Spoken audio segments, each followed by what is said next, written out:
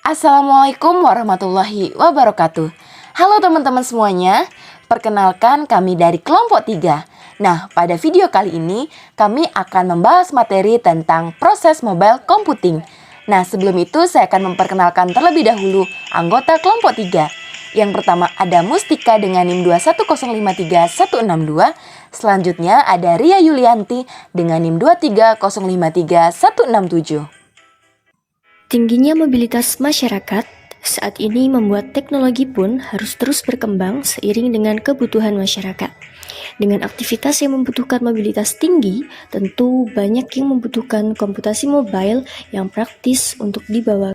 Mobile computing merupakan suatu desain dari transmisi data, suara, hingga informasi media lainnya yang saling terhubung dan saling berkomunikasi melalui suatu gelombang radio tanpa adanya media perambat fisik atau kabel. Oleh karena itu, dalam hal ini, mobile computing seringkali menggunakan akses Wi-Fi dalam hal konektivitasnya, dan adanya paket layanan yang dihubungkan langsung pada akses jaringan lokal atau LAN dengan skala yang lebih luas atau kita kenal dengan internet.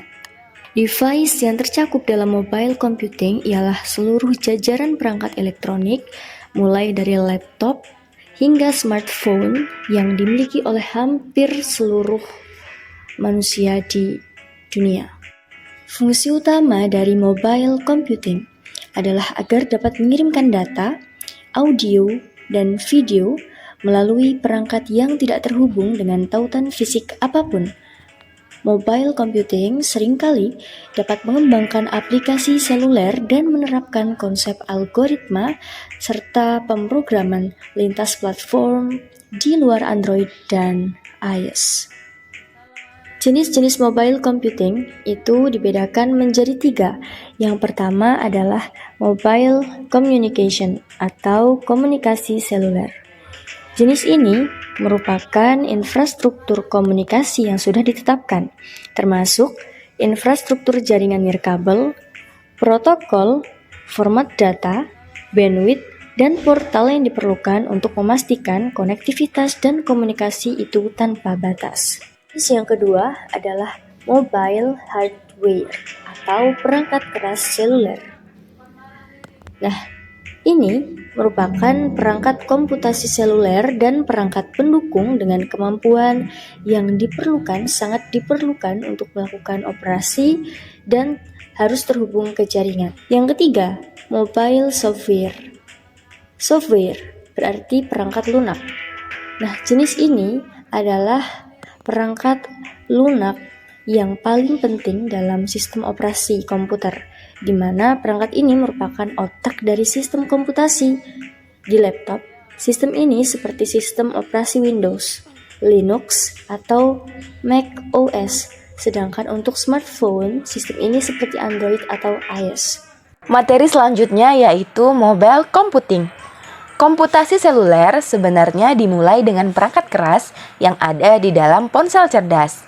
Nah, mikroprosesor mendukung komputasi seluler dan chip memori menyediakan tempat penyimpanan data. Elemen frekuensi radio menangani sumber daya dan teknologi telekomunikasi milik lainnya mengirimkan sinyal keluar dan menerima sinyal masuk dari jaringan nirkabel 3G atau 4G. Jaringan nirkabel membawa data ke tempat yang akan dituju. Secara tradisional, data disalurkan melalui menara seluler di jaringan fisik penyedia tertentu ke telepon pengguna lain. Nah, dengan komputasi seluler modern, data juga sering dikirimkan ke internet melalui jaringan telekomunikasi penyedia. Sistem hybrid ini merupakan bagian dari apa yang mengakomodasi komputasi mobile, di mana pengguna dapat mengakses situs internet individual melalui ponsel pintar mereka. Dengan kemajuan terkini dalam komputasi seluler, pengguna dapat melakukan komputasi seluler di ponsel pintar mereka sambil menyelesaikan panggilan telepon. Nah, teknologi ini melibatkan proses paralel dari berbagai thread untuk operasi suara dan data digital. Ponsel cerdas modern sangat mirip dengan komputer, dengan sistem operasinya sendiri dan infrastruktur logis yang canggih yang dapat memfasilitasi komputasi seluler yang lebih canggih dan perkembangan aplikasi atau aplikasi seluler untuk banyak fungsi dan kegunaan. Selanjutnya adalah manfaat mobile computing. Nah, mobile computing ini adalah teknologi serbaguna dan strategis yang meningkatkan kualitas dan aksesibilitas informasi, meningkatkan efisiensi operasional, dan meningkatkan efektivitas manajemen. Nah, ada pun manfaat dari mobile computing.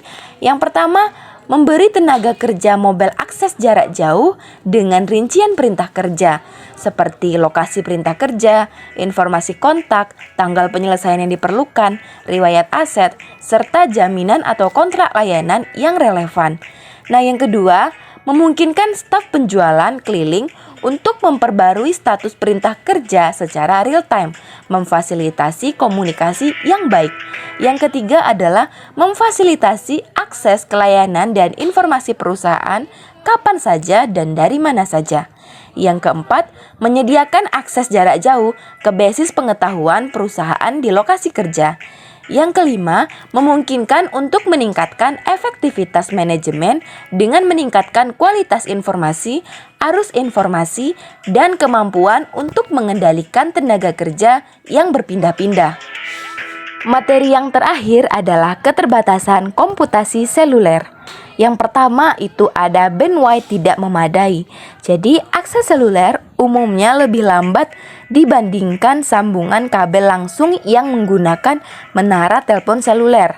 Nah, LAN, nirkabel berkecepatan lebih tinggi, tidak mahal tetapi memiliki jangkauan yang sangat terbatas.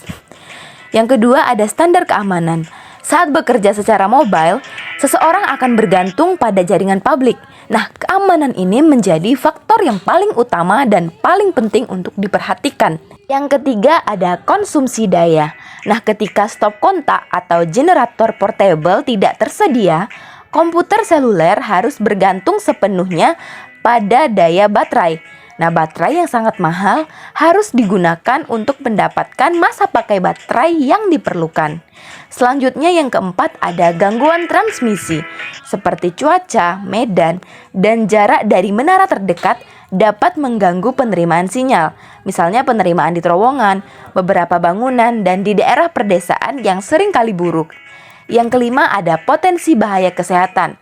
Orang yang menggunakan perangkat seluler saat mengemudi seringkali perhatiannya teralihkan saat mengemudi, sehingga diasumsikan lebih besar kemungkinannya untuk terlibat dalam kecelakaan lalu lintas.